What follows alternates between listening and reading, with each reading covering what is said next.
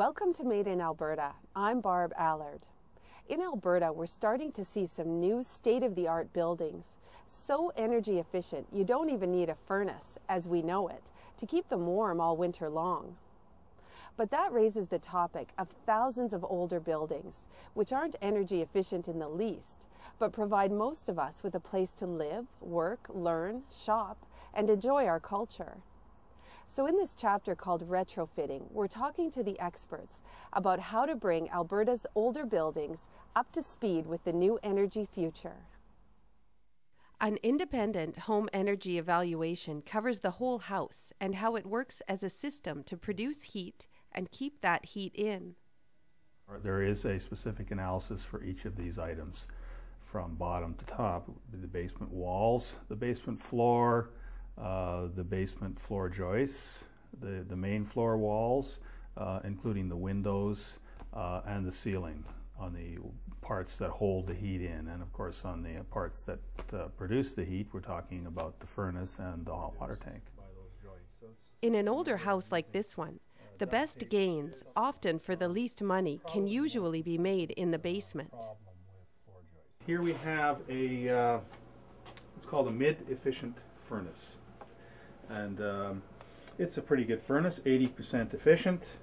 But there are a number of issues with this kind of furnace in terms of efficiency.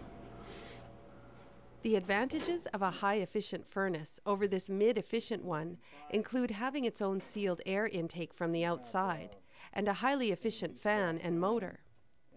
An analysis of the whole house tells us if upgrading the furnace would provide the best return on our energy-saving investment, or if it would be best spent elsewhere.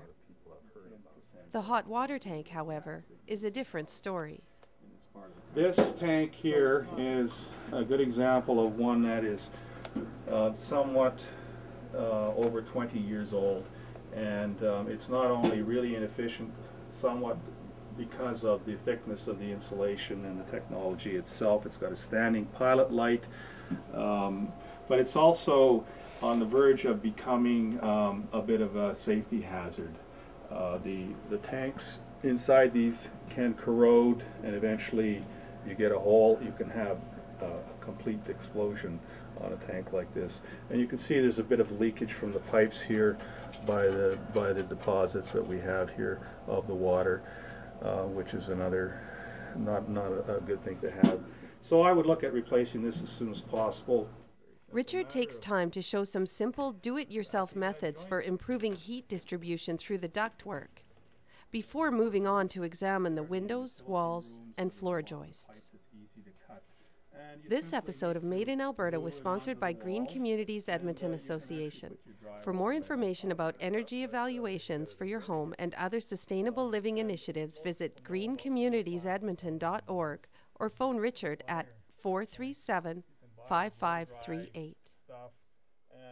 Join us again as we continue our basement analysis.